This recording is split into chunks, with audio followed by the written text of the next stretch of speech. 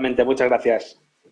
Está con nosotros Lorenzo Ramírez, periodista económico. Nos vamos a ver ya con él. Lorenzo, ¿qué tal? Muy buenos días. ¿Qué tal? Buenos días, José Antonio. Acabamos de sacar un informe, Lorenzo, no sé si has podido verlo, del 28 de abril, firmado por el propio gobierno, el que dice que la subida de los precios de los alimentos son 90 y pico % por la importación, sobre todo de energía. Es decir, descarga toda responsabilidad en el informe, después de la monserga que nos han dado durante meses, de los supermercados, que no serían los culpables del aumento de los precios de los alimentos, sino que serían los salarios y sobre todo la importación. ¿Cómo deja el gobierno en esta fotografía después de habernos dicho que eran los malos malísimos? Incluso el informe dice que el IVA, la reducción del IVA, se ha repercutido al 100%.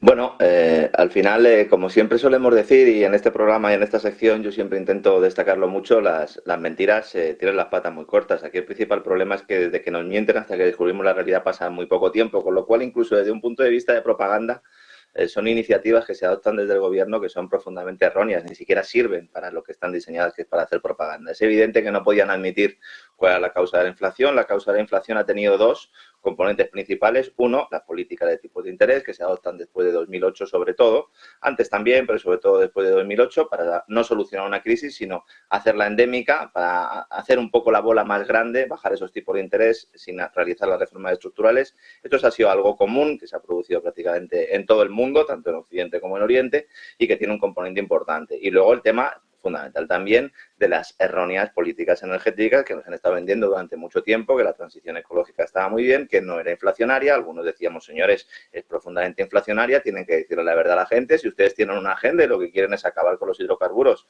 algo que siempre hemos explicado aquí que es imposible, si quieren reducir ese consumo de hidrocarburos, si quieren apostar por otras fuentes energéticas, tienen que explicar a la gente que esto es profundamente inflacionario, inflacionario en todos los elementos de la cadena de distribución, desde que se producen los bienes al principio, en el caso de los alimentos, desde el sector agrícola hasta que finalmente acaban en los supermercados. Normalmente cuando se producen todos estos fenómenos, lo que hacen los gobiernos es culpar primero al lugar a los empresarios, sobre todo si son intermediarios. Entonces dicen, bueno, alguien habrá llevándose todo este dinero, ¿no? Y entonces se culpa a los supermercados.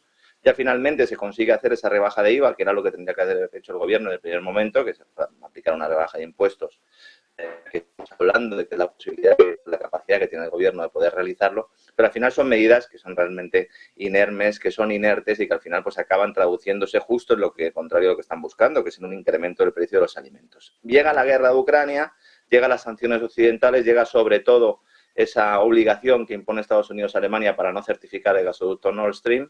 Nord Stream habría facilitado en buena medida esa política de transición ecológica. Fíjate qué paradoja, cuando ya podríamos haber empezado a recoger esos frutos, porque habríamos tenido un gas abundante y barato que nos hubiera permitido utilizarlo como respaldo y haber realizado pues esa implantación de energías renovables que, con independencia de lo que piense cada uno, con una energía de respaldo, pues podrían haber sido perfectamente competitivas.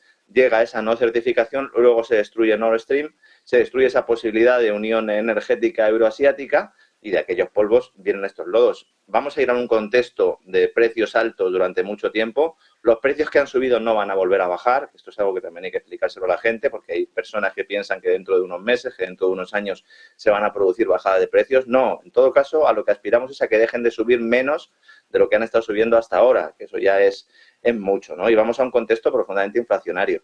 Si tú cometes errores en política monetaria, si tú cometes errores también en la política que tiene que ver con el mercado y impones barreras comerciales que también son profundamente inflacionarias, y impones impuestos y vas subiendo poco a poco la presión fiscal, pues lo único que estás haciendo es generar inflación en la economía y al final esto se traduce en el precio de los alimentos. Cuando ya llega esa inflación al precio de los alimentos, cuando ya llega esa inflación a los bienes finales, que es en la última parte del proceso productivo, ya no hay vuelta atrás.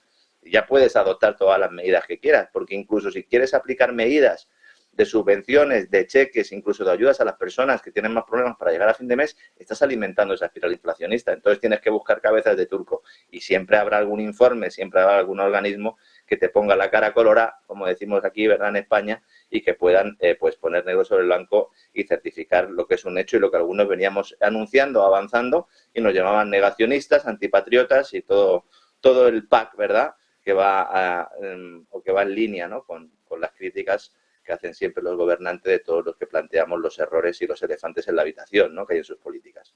Luego entramos, si quieres, en el tema del ICO y de los salarios a la vivienda, que tiene mucho para cortar, pero mucha tela que cortar. Pero antes, entremos un poco por orden, ¿no?, en lo que está sucediendo en Estados Unidos y lo que está sucediendo en la guerra de Ucrania. ¿Cuáles son el último momento en la guerra de Ucrania, sobre todo siendo ese cisne blanco-negro que está jugando en la fotografía económica, esa contraofensiva y esa opción de que con la contraofensiva o con toda la fotografía, como nos quede en los próximos meses, pueda haber una mesa de negociación de paz una vez que se hayan vuelto a alinear, ¿no?, los dos ejércitos en el territorio de Ucrania? ¿Cuál es el momento actual, Lorenzo?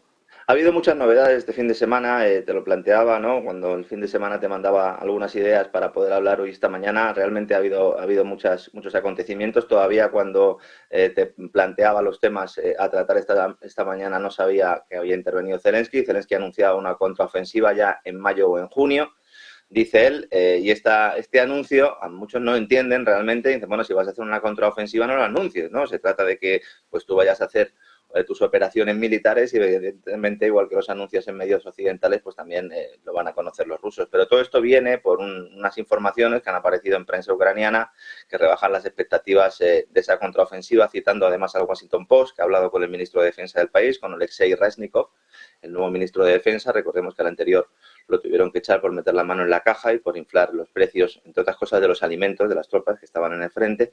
Y este tipo indica textualmente que las expectativas de la operación de contraofensiva ucraniana están sobrevaloradas en el mundo. Este hombre teme que, sea cual sea la actividad del ejército ucraniano en las próximas semanas, en los próximos meses, en ningún momento llegue a los niveles de expectativas que se están planteando en determinados medios de propaganda occidentales. La mayoría de la gente, dice él, espera algo enorme, lo cual podría provocar, dice él, también una decepción emocional, lo cual ilustra bien en qué punto estamos, ¿no?, de esta guerra o de esta fase de la guerra. Muchos funcionarios del gobierno de Kiev temen que si los ucranianos se quedan cortos, pues el país pueda perder buena parte de la ayuda militar internacional y sobre todo el dinero que se está enviando a expuertas, que eso es lo que en estos momentos preocupa mucho más al gobierno ucraniano, mucho más que el futuro de sus soldados, que ya recordemos que Zelensky dejó muy claro que la guerra seguiría hasta que muriera el último ucraniano. Los mandos militares de Ucrania ya llevan tiempo expresando su malestar con esa política que está adoptando Kiev, incluso mandando soldados prácticamente sin preparación a morir directamente al frente. Y aquí pues hay unas nuevas presiones para entablar conversaciones con Moscú en una mesa de negociaciones, como bien comentabas antes, conversaciones que implicarían casi con toda seguridad ceder las exigencias rusas de una cesión negociada de territorio que hasta ahora pues el régimen de Zelensky había calificado de inaceptable. Mientras todo esto sucede, el ejército ruso empieza a usar misiles hipersónicos, las famosas dagas, que son como los llaman ellos, estos misiles. Son los misiles que están incluso por encima de la capacidad que pueda tener Estados Unidos. La Casa Blanca ha manifestado en más de una ocasión que está preocupado por el posible uso de estos misiles, ya no en Ucrania, sino en otros territorios o de países que sí sean de la OTAN. Rusia muestra así fuerza, muestra capacidad a las vísperas de esa celebración de la fecha tan importante para el Kremlin. Mañana es el día de la victoria. Mañana, 9 de mayo, conmemora la victoria de la Unión Soviética sobre la Alemania nazi en 1945. En esa Segunda Guerra Mundial, que los rusos llaman Gran Guerra Patriótica. Ellos no le llaman Segunda Guerra Mundial y así lo han llamado siempre los rusos. A esto se suma la polémica con el grupo Wagner, que son los contratistas fundamentales que está utilizando Rusia. Ha sido una herramienta más de propaganda el anuncio que decía Wagner de que se les acababan las municiones y que iban a salir de Bakhmut. Evidentemente esto no era así, estaban haciendo justo lo contrario. El viernes, sábado por la noche, se produjeron nuevas incursiones por parte de Wagner, tomando posiciones para después anunciar un acuerdo con el Estado Mayor ruso que le va a permitir cubrir su supuesto déficit de suministros, que, como digo, pues no era tal, o por lo menos no tenía una gravedad como se había planteado por parte del máximo responsable de Wagner. Lo cierto es que seguramente veamos en breve cómo se anuncia que Rusia ya controla esta ciudad situada en Donetsk, en el este de Ucrania. Algunos dirían que en el oeste de Rusia, ¿no?, que en estos momentos pues está recibiendo la que puede ser una de sus últimas ofensivas rusas. Según estamos hablando tú y yo, José Antonio, se están aumentando los bombardeos. Es muy posible que estemos viviendo el final de esta fase de la guerra para entrar en otra etapa con negociaciones de las que ya se habla abiertamente, no solo en China, que es quien lleva meses planteando la mesa de acuerdos, sino incluso de Estados Unidos. Ayer por la noche también Henry Kissinger apuntaba en la televisión norteamericana que el fin del enfrentamiento bélico se producirá en los próximos meses. Una entrevista en la cadena CBS, la CBS, en la que planteó que ahora que China ha entrado en la negociación llegará a un punto crítico. Él dice que no va a acabar el año sin que se produzca ese acuerdo, lo cual pues también va un poco en la línea de lo que avanzaba en los últimos días Marugan, aquí en Negocios TV, que apuntaba a octubre, ¿no?, como el mes clave para que Estados Unidos admita que va a negociar con Rusia. Hasta ese momento vamos a asistir a varias oleadas de propaganda de uno y otro lado, Y el gran problema ahora que tiene Kiev y en consecuencia Occidente es explicar a su población que prácticamente todo lo que se habían contado de la guerra es falso. Este es otro gran problema. Volvemos otra vez al tema de la mentira. A pesar de los ingentes recursos económicos y militares, Ucrania no va a recuperar estas repúblicas del Donbass, no va a recuperar Crimea. Esto lo sabe Estados Unidos. Ya ha hablado Rusia y Estados Unidos de esto. Es una de las líneas rojas que puso Rusia. La línea roja que puso Estados Unidos es el armamento nuclear. Aunque pensemos que Estados Unidos y Rusia no negocian, negocian. A lo mejor no hablando los presidentes, pero sí hay otras vías para establecer ciertas conversaciones. Y claro, cualquier tipo de alto el fuego pues llevará aparejado una serie de cesiones, como decía antes, por parte de Ucrania que nunca habían estado dispuestas a aceptar. A mí lo que más miedo me da es que en este contexto de desesperación pueda haber algún tipo de ataque de falsa bandera que justifique algún tipo de acción militar con la que ahora mismo los ejércitos no cuentan, ¿no? Cuidado, porque en estos momentos de desesperación más de uno puede cometer errores y en la Casa Blanca preocupa mucho lo que puede hacer Zelensky, que ya ha protagonizado algunos episodios de este tipo, ¿no? En el capítulo de la crisis financiera, un fin de semana después de First Republic Bank, que no hay crisis, que no hay más caída de bancos, es decir, hay que celebrar que no han cerrado bancos. Vamos a ver cuántos fines de semana aguanta esto. Tenemos un informe importante de la Universidad de Stanford, hablando sobre las reservas de capital. ¿Qué es lo que dice, Lorenzo? Sí, este informe de la Universidad de Stanford en realidad ya tiene un par de meses, bueno, un mes y medio. Lo que pasa es que la Hoover Institution lo ha publicado también y ha levantado bastante polvareda en Estados Unidos. Como bien dices, como no ha quebrado ningún banco este fin de semana, pues entonces las informaciones han ido por otro lado, ¿no? La verdad es que este informe es incendiario de los especialistas de finanzas de la Universidad de Stanford, en el que se asegura que la mitad de los 4.800 bancos que hay en Estados Unidos tiene problemas de solvencia porque están a punto de agotar sus reservas de capital justo a las puertas de que la economía estadounidense entre en recesión. El dato, la verdad, es que es espectacular. Yo, de verdad, al principio, cuando leí esta información en algunas de las newsletters especializadas en el sector financiero, supongo que la habrás recibido tú también, algunas de ellas en el último fin de semana, no me lo creía demasiado. He ido al informe original y efectivamente es así. El documento indica que la regulación del sector bancario va a permitir a muchos de estos bancos o parecer solventes durante un tiempo, al no tener que reflejar en su balance la depreciación de determinados activos. Estaríamos hablando una vez más, y esto no es exclusivo de Estados Unidos, esto pasa en todos los países, como la regulación está diseñada para que los bancos parezca que tienen más solvencia, que tienen más capital realmente del que tienen, ¿no? Y luego, pues cuando uno va a los libros, descubre que hay una sobrevaloración que no se plantea o que no sale a la luz hasta que esos activos tienen que ser puestos en el mercado, hasta que tienen que ser vendidos. Y luego ya todo el mundo tiene su explicación perfecta para la crisis, cuando la crisis es estructural precisamente por esa regulación del sistema financiero, ¿no? El profesor Amit Seru, que ha dirigido el informe, asegura que gran parte del sistema bancario de Estados Unidos es potencialmente insolvente, es lo que asegura él directamente. Es un trabajo académico, hay que tenerlo claro, publicado por la Universidad de Stanford, y considera que el impacto total del ajuste monetario por parte de la Reserva Federal, de esa subida de tipos de interés, aún no se ha producido, lo cual es evidente, no hay un cierto decalaje, algunos hablan de 3, otros de 6 meses, veremos seguramente en el otoño el impacto total de toda la subida de tipos de interés de la Reserva Federal. Y claro, recuerda, aquí hay otro elefante en la habitación, el informe recuerda algo que los que sabemos o con los que trabajamos en esto somos conscientes, pero a lo mejor el gran público no. Buena parte del pasivo de los bancos, de las empresas, de los organismos públicos, se enfrenta al reto de una refinanciación en los próximos 6 trimestres, ya en un entorno de tipos que no tiene nada que ver con el que había hace 2 años.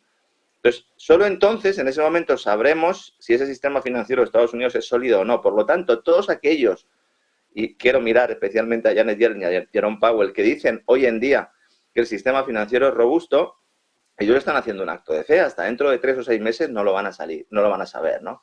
Y este análisis también coincide con el que hizo hace unas semanas la Reserva Federal, que recogía también la Oficina Nacional de Investigación Económica, de los que hablamos aquí, apuntando que había unos 600 bancos regionales que podrían tener problemas. Las cifras en este caso son mucho mayores, pero hay que tener en cuenta que el problema de Silicon Valley Bank, el problema de First Republic, lo pueden tener muchos. Fuertes pérdidas no realizadas por el aumento de tipo de interés, combinadas con un gran número de depositantes no asegurados, que pueden desencadenar una retirada masiva de depósitos. Pero claro, ahora es que se habla de una cantidad de afectados astronómica, ¿no? Señalando en concreto el informe de la Universidad de Stanford, habla de 2.315 bancos que tendrían activos en estos momentos que valen menos que sus pasivos, con un valor de mercado de sus carteras de préstamos de $2 billones, que serían $2 trillion, ¿no? Si utilizamos la nomenclatura que se emplea en Estados Unidos. No se especifica el nombre concreto de los afectados, lo cual en estos casos yo no sé si es mejor o peor, porque claro, al final generas un problema de desconfianza total que hace que los grandes bancos se beneficien, pero cuidado porque en ese informe se plantea que hay una entidad con riesgo sistémico que también estaría en esta situación. ¿Cuál será? Pues a lo mejor vemos en los próximos meses alguna entidad grande con problemas. Evidentemente la Reserva Federal y el Tesoro no van a permitir que se produzca un nuevo Lehman Brothers y habría algún tipo de rescate por lo civil o por lo criminal, ¿no? Es importante entender que las crisis financieras tienen varias fases y que tienen varias causas.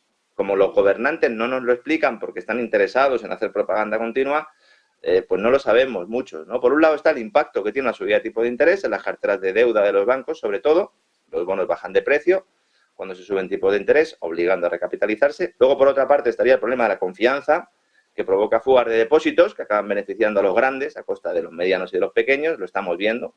Y luego viene el tema de la morosidad, que de momento no es un problema, pero puede ser una vez que comiencen a producirse impagos, no solo en el ámbito hipotecario o de préstamos corporativos, que es en el que se suelen fijar más los analistas, sino en el de los créditos al consumo. Supongo que conocerás, y si no, pues aquí te lo expongo, el último informe que acaba de publicar Bankrate, que apunta que los estadounidenses han alcanzado un nuevo récord de deuda en tarjetas de crédito, deuda que supera la cantidad que tienen ahorrada para emergencias en numerosos casos. De hecho, 1/3 de los adultos de Estados Unidos deben más dinero en tarjetas de crédito del que tienen ahorrado. 1/3 de los ciudadanos de Estados Unidos. Esta es la cifra más elevada de los últimos 12 años y es tremendo porque estaban en unos niveles cercanos al 27, al 22% en 2001 y 2022 y decíamos ya que eran unas cifras importantes. Cuidado con el tema de los préstamos de las tarjetas de crédito, que en Estados Unidos se utilizan mucho más que en Europa de una forma más salvaje y que en buena medida ha podido servir para paliar los efectos de la inflación. Cuidado porque cuando vengan esos impagos también se reducirá notablemente el consumo. El gobierno español, me preguntabas antes por el tema del consumo, sabes que ahora defiende que el consumo en España está bajando porque la gente sale mucho a comer a los restaurantes, ¿no? Bueno, pues no veremos a Joe Biden también utilizar ese tipo de argumentos, pero bueno, aquí en España ya sabes que Spain is different, José Antonio. Spain is different y además tiene el mercado persa abierto por las elecciones y ahí tenemos el tema de lo inmobiliario, esa propaganda inmobiliaria, los avales ICO propuestos ayer por el gobierno y la manipulación del INE, el índice del alquiler, ¿no? Yo llevo mucho tiempo diciendo que qué mala suerte tenemos que siempre en las puertas de la recesión hay elecciones, ¿no? Es muy mala suerte porque cuando uno está a las puertas de la recesión lo que tiene que hacer es prepararse. Si uno sabe que viene una tormenta, pues lo que tiene que hacer es coger víveres, intentar asegurar las ventanas, no dejar coches fuera de la casa, que los niños estén dentro. Bueno, pues esto es un poco igual. Nosotros en lugar de eso salimos todos a jugar al parque cuando viene una tormenta, ¿no?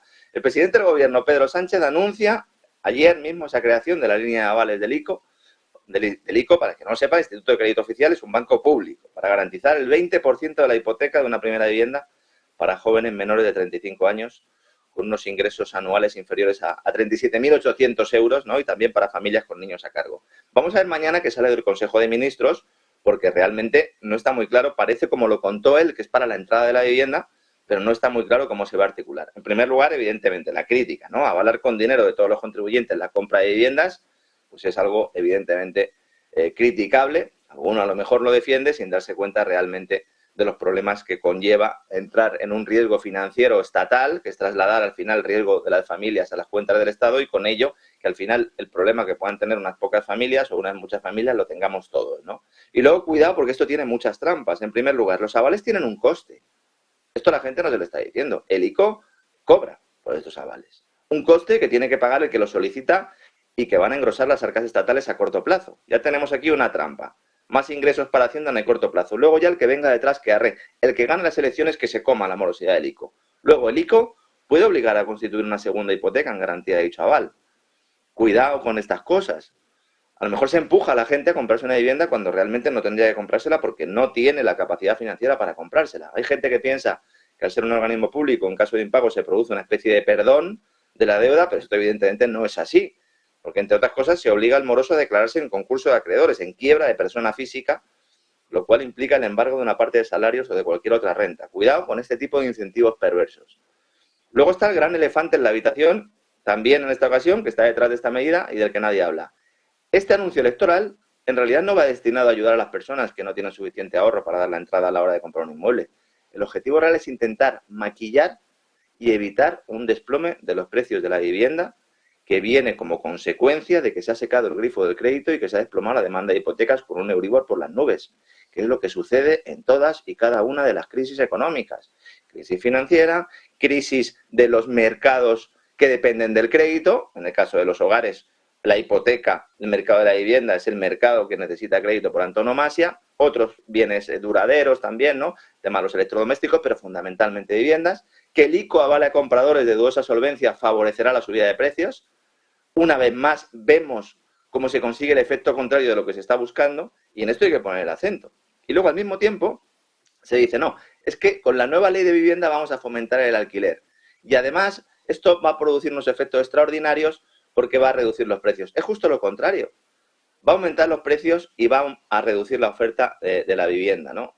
Las últimas horas ESADE ha publicado un informe en el cual además considera muy preocupante que el Instituto Nacional de Estadística sea el encargado de definir el nuevo índice de precios de alquiler que establece la nueva ley de la vivienda, porque decía ESADE de una manera bastante eufemística que podría tener en riesgo su autonomía e independencia. Hombre, es que el INE ya no es independiente desde que cambiaron a su cúpula porque no le gustaba a Calviño y sus muchachas lo que estaba haciendo el INE, dando los datos de crecimiento y dando los datos de inflación.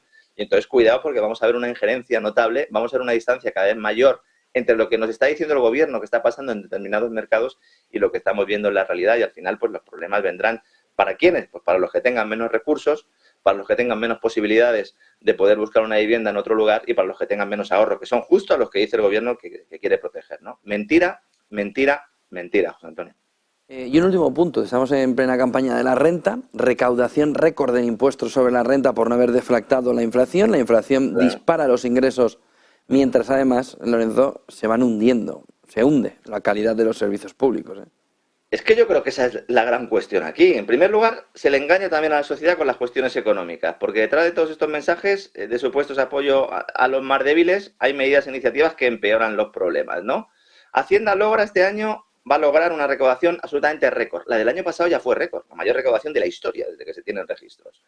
Y ahora se va a recaudar aún más, sobre todo basándose en ese impuesto sobre la renta. Como bien dices, la principal razón no es la recuperación económica, que es lo que siempre dice el gobierno, sino la clásica argucia, muy vieja, de no deflactar el IRPF a pesar de la inflación. Es decir, no actualizar los tramos del impuesto en función de la subida de los precios, lo cual pues provoca que los contribuyentes paguen más, aunque en términos reales no hayan tenido un aumento de poder adquisitivo. Es decir, que aunque mantengan el poder adquisitivo o incluso en algunos casos lo reduzcan, pagan más IRPF. Esto no lo ha actualizado ningún gobierno. Lo que pasa es que antes no había inflación, al menos oficial.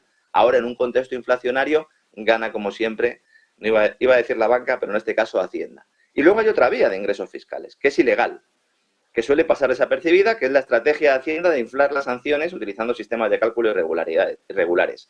Algo sobre lo que acaba de pronunciarse el Tribunal Supremo en los últimos días, también una sentencia que amenaza con provocar numerosas anulaciones parciales de sanciones. Y luego, la cuestión de los servicios públicos. Señores, no puede ser que tengamos la mayor recaudación fiscal de la historia y que tengamos unos servicios públicos en clara retirada. Lo de la asistencia primaria en los centros de salud es de país tercermundista en España, lo cual además está provocando que muchas personas acudan a sus seguros de forma masiva, sus seguros médicos privados, lo cual está haciendo que al final el problema también se traslade a esos seguros médicos privados. Pero es que no solo pasa con la sanidad. Hay que ver cómo están los colegios públicos en España. Sitios donde prácticamente hay que llevar el papel higiénico para que los niños puedan ir al servicio. Si tienes unos récords, unos ingresos récords, si dices que estás creciendo al 5%, si dices que la seguridad social va como un tiro, si subes las pensiones en función del IPC, no tendrás que atender a tus servicios públicos. Claro que a lo mejor ese dinero tiene que ir destinado a otras cosas. Normalmente la gente siempre piensa, la grasa política, ¿verdad? Las comunidades autónomas, que es verdad que tienen un importante gasto, sobre todo por la duplicidad de determinadas competencias, pero ya lo decía Borrell la semana pasada, el gasto social de la Unión Europea tiene que ir para armar a Ucrania. El gasto social de la Unión Europea tiene que ir para la transición ecológica, para la Agenda 2030 y para una serie de objetivos de desarrollo insostenible que lo que hacen es meternos la mano en el bolsillo mientras cada vez nos dan unos servicios públicos mucho peores. ¿Y eso qué hace? Pues justificar ulteriores intervenciones del sector público para solucionar unos problemas que han creado en realidad ellos, ¿no? Es la clásica herramienta, ¿no? O la clásica tendencia que usan los políticos y en buena medida algunas grandes multinacionales que se aprovechan de ello, pues para ir poco a poco engañándonos y para ir poco a poco teniéndonos, ¿no?, en ese redil. Al final, pues nosotros, algunos, estamos aquí diciendo las verdades del barquero, que por otra parte es lamentable, ¿no?, que este tipo de mensajes no surjan en otros medios, no sean más populares, porque realmente son bastante evidentes, José Antonio. Bueno, y de todo esto, al final Lorenzo acabará en una crisis de deuda salvaje, como Francia empieza ya a vivir después de la rebaja de rating que tuvo hace 2 semanas Cuidado con a negativo. Negativo. Cuidado con el estado de bienestar francés. Cuidado con ese sistema, porque ha demostrado su más absoluto fracaso y según la pirámide de la población y según las estructuras de gasto de todos los países, vamos a un entorno en el cual no se va a poder financiar ese estado de bienestar. Alemania acaba de anunciar en las últimas horas que quiere una tarifa muy barata para su industria electrointensiva. A buenas horas, mangas verdes, nunca mejor dicho. O sea, primero, no queréis el gas ruso, y ahora tenéis que poner una subvención muy parecida a lo del tope ibérico, pero en este caso una tarifa para las empresas electrointensivas que ya anuncian que se va a cubrir con gasto público. Al final, las necesidades de elevar el gasto de los diferentes estados... Lorenzo, que son 30.000 millones de euros. Claro, pero es que todo eso al final... Y la opción de dumping denunciado por China, seguro. Claro. En cuanto lo haga. Primero, que eso se tendría que aplicar a toda la Unión Europea, lo cual ya va a generar un problema, evidentemente, con China y con otros países de fuera de la Unión. Pero luego es que eso va a hacer más necesario, va a ir avanzando en esa agenda de una unión fiscal para emitir esos famosos eurobonos que ahora se están utilizando en el marco del Next Generation EU, pero que en el futuro pues van a servir para financiar todas estas políticas. Y al final es trasladar riesgo importante, soberano, al resto de la economía. Y vamos a tener crisis de deuda importantes, pero no solo en España, en Italia o en Francia. Podemos tener una crisis de deuda en Alemania. Y esas crisis no se pueden solucionar, porque ¿a quién vas a llamar para que te ayude? Esa es la gran cuestión. Aquí no se está hablando y cuando suceda todo esto, cuando dentro de unos años tengamos esos problemas estructurales, nos dirán que la culpa es de Putin, que la culpa es del cambio climático o de los extraterrestres, que parece ser que van a venir ya a visitarnos. No sé si pasarán por el programa. Si vienen los extraterrestres, habrá que entrevistarles aquí en Negocios TV. Gracias, Lorenzo Ramírez. Feliz inicio de semana. Buen día y buen negocio, Lorenzo. Igualmente, un abrazo. Pero una cuestión antes de despedirnos en este Business